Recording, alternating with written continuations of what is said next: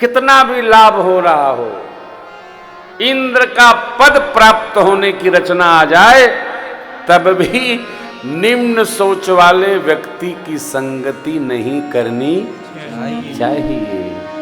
सुनु खगपति अस समुझी प्रसंगा, सुनु खगपति अस समुझी प्रसंगा, सुनु खगपति अस समुझी प्रसंगा, सुनु खगपति अस समुझी प्रसंगा, बुध नहीं करही अधम कर संगा, बुध नहीं करही अधम कर संगा, जेहि ते नीच बड़ाई पावा, जेहि ते नीच बड़ाई पावा, सो प्रथम ही हति ताहि न सावा, सो प्रथम ही हति ताहि न सावा, सो प्रथम ही हति ताहि न सावा, सो प्रथम ही हति ताहि न सावा।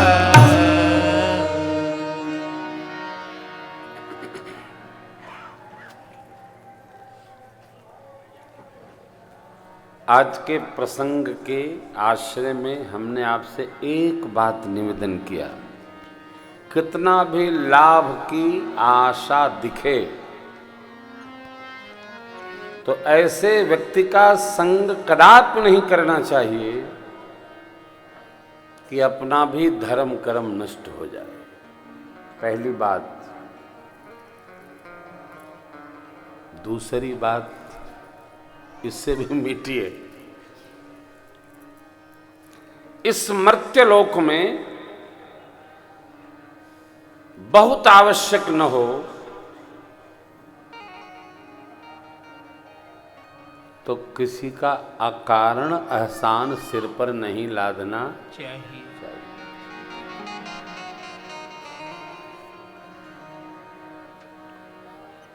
10 दिन तक लगातार कोई आपको प्रातः का चाय मॉर्निंग टी पिलाएगा तो वो भी नोट करेगा दिमाग में कि 10 दिन चाय पिलाया हूं, इसके बदले में इनसे क्या लेना है। कोई आदमी अकारण आपको प्रणाम कर रहा है, इसमें भी खेल है साहब। पहले संबंध बनाएंगे फिर बात करेंगे। मेरे सरकार की रचना बड़ी अद्भुत है। जीवन के 40-50 वर्ष तक में किन किन लोगों के साथ हमको जीवन की यात्रा पूर्ण करनी है, क्योंकि कोविड-19 ने सिखा दिया है कि भैया कौन कितने दिन का है, नोबडी नो।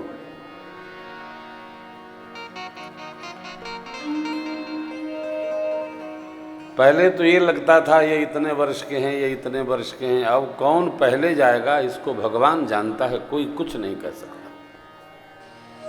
इस युग की पीड़ा है। परंतु जानकर अति आवश्यक न हो तो अकारण किसी की कमाई का भक्षण नहीं करना चाहिए। आवश्यक न हो तो किसी के द्वारा दी गई वस्तु प्राप्त नहीं करनी चाहिए। कोई उपयोग नहीं जीवन में। जो दे रहा है वो लिख रहा है, वो नहीं लिखेगा, हिसाब किताब में लिखा जा रहा है। इसलिए संतों ने, सदग्रंथों ने, ऋषियों ने, सदगुरुओं ने, महापुरुषों ने सबने एक बात कही, अपना कर्म करके ही तब रोटी का भक्षण करना चाहिए। अन्यथा कदापि नहीं करना चाहिए।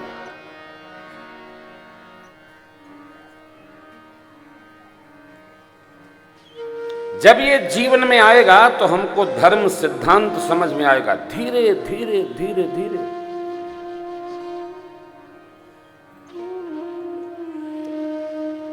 हमने जब से राम कथा शुरू की है, जब कभी ऐसा अवसर आया कि कथा पानी बरस गया, पंडाल गिर गया, क्या हुआ, यदि हमने कथा नहीं गाई तो उस दिन हमने भोजन नहीं किया।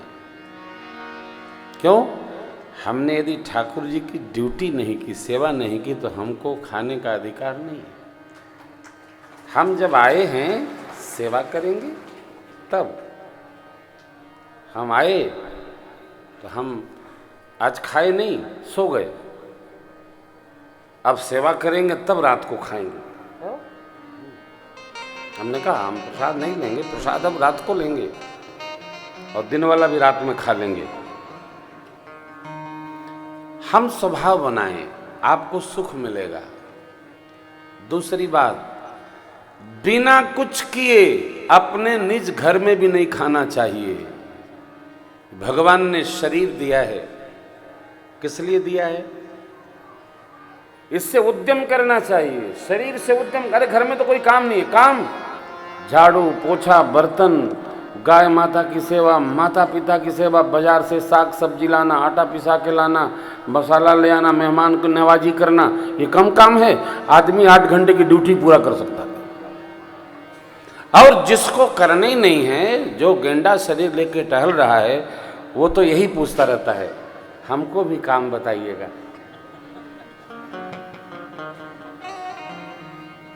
उसको कहिए भोजन बने तो आइएगा, क्योंकि 12 बजे ही आपका काम आएगा, कभी नहीं। करने वाले पूछते नहीं है, और जो पूछने वाले हैं उनको काम दिखता ही नहीं है। बड़े चालाक लोग हैं।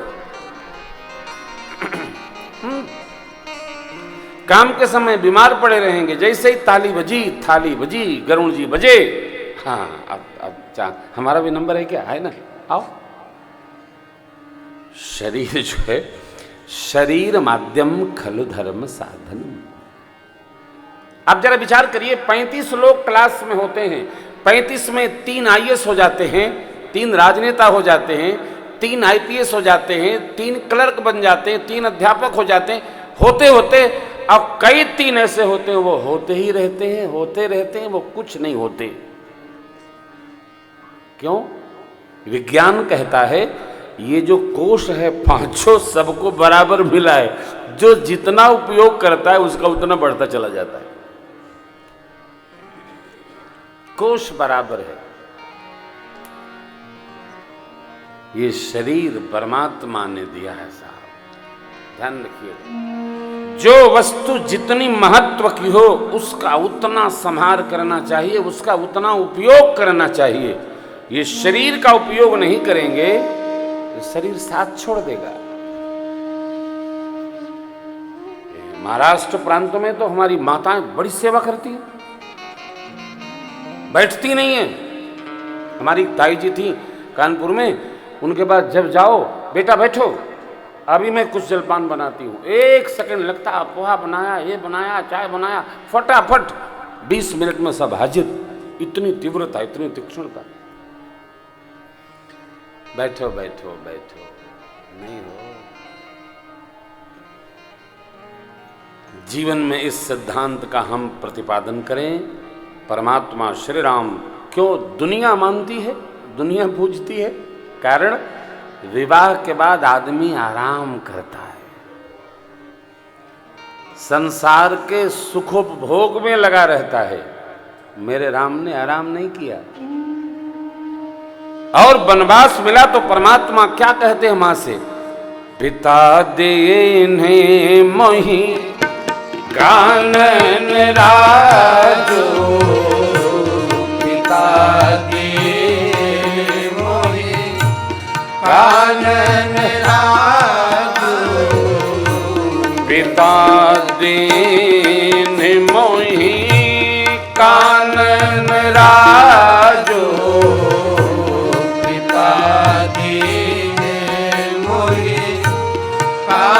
हेमा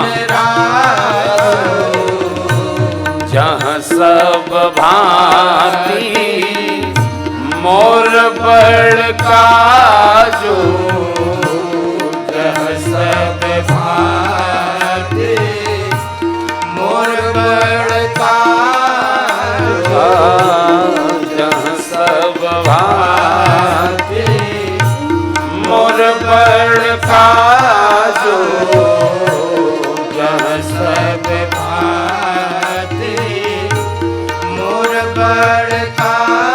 हनुमान जी से कहते प्रभु कौशले दशरथ के जाए कौशले दशरथ के जाए हम पीत बचन मानी बन आए हम पीतु बचन मानी बन आए हम पीतु बचन मानी बन आए हम पीतु बचन मानी बन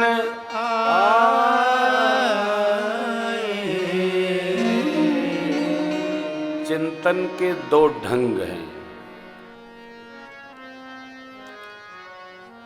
माता जी ने पिताजी को पटाकर समझा बुझाकर हमको घर से निकाल दिया। चिंतन का एक ढंग ये है, पूज्य पिताजी ने हमारे कल्याण हेतु धरती के भार को उतारने के लिए माँ को वचन दिया और हम वह देव कार्य करने वन में आ गए।